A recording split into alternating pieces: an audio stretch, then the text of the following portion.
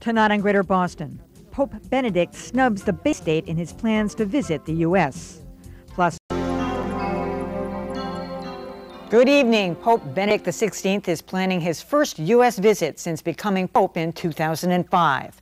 But the city glaringly missing from his itinerary is Boston. Cardinal Sean O'Malley pushed hard for a Boston visit, but some Vatican watchers say Boston got the boot in order to keep a resurrection of the priest sexual abuse scandal off the front pages while he's here. The fact that the Pope is coming to the United States is good enough for some Catholics. His visit will be a moment of re-energizing the Church in the United States. But when the schedule for Pope Benedict XVI's visit was announced, Boston was left off the tour. The Pope will be visiting Washington, D.C. and New York. Catholics at St. Ignatius on Commonwealth Avenue see it as a missed opportunity. I'm very happy that he's coming to the United States, but I feel sad because he's not coming to Boston. So I will do whatever to go to New York and see him. Cardinal Sean O'Malley says he's disappointed, but insists it has nothing to do with Boston's role as the center of the sexual abuse scandal.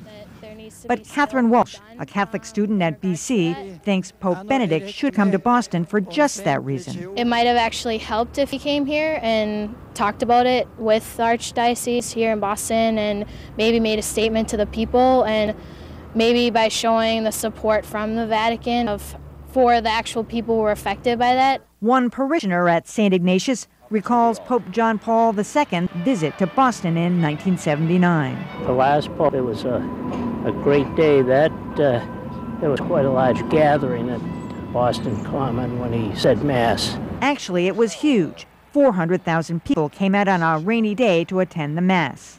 We'll never know if Pope Benedict could have topped that. All right, with me now is Jon Rogers of the Council of Parishes.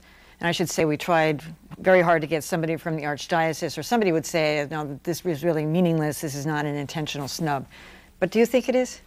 You know, it's a very puzzling situation. One would have to ask, especially about the very public way in which Cardinal O'Malley went about the invitation to why he's not going to visit Boston.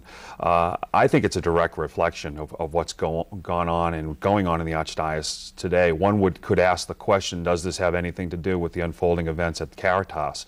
One might also ask, does this have anything to do with the fact that there are 10 court trials in front of the Apostolic Signatura, which is the Vatican Supreme Court. That is a healthy caseload, and all of them emanating from Boston in direct response to the church closings. I think if you couple that with the fact that a lot of people consider Boston the epicenter of the sexual abuse crisis, which today continues to spread and be addressed throughout the United States, along with the lunacy of Reconfiguration in the largest closing of churches in American history, with the spillover effect of today we have Catholics living in their churches 7 days a week, 24 hours a day, protecting them from the Archdiocese swooping in and scooping them up, selling off the assets to pay for the sins of their past. I think that if you look at the Holy Father and you kind of apply some of those concerns, you would have to ask, why would he put himself in front of some of the most emotionally charged issues addressing the Catholic Church today? It looks like he has chosen not to. This visit seems very political to me. I mean, New York is a very big city, and it's more factionalized in a sense than here. But he's going to be visiting the UN. He's going to do the White House, which no one has done since John Paul II in 1979. It feels like it's less personal than some of the tours priests have done popes have done in the past, with that huge gathering out in the Midwest, and then, of course, what happened here. It seems more distant from the people, so to speak. You go back to John Paul, and then you look at him and the warm and personal affection. Everybody had that kind of relationship with him. I think Pope Benedict is much more is not as warm, and I think he's you could look at him as that kind of quintessential leader, strong, bold in his moves, and I think that you're not going to get the warm fuzzies that John Paul gave us.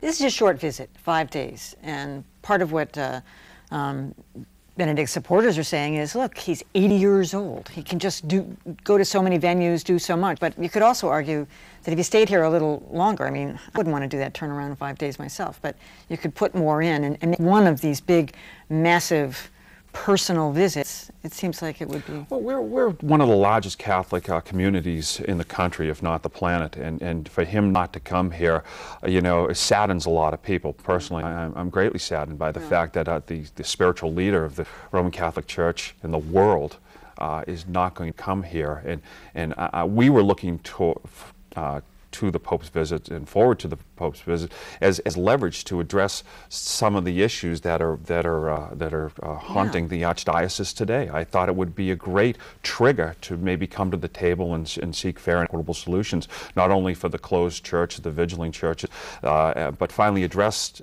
and maybe not once and for all, but finally address and make some real headway towards the victims of sexual abuse.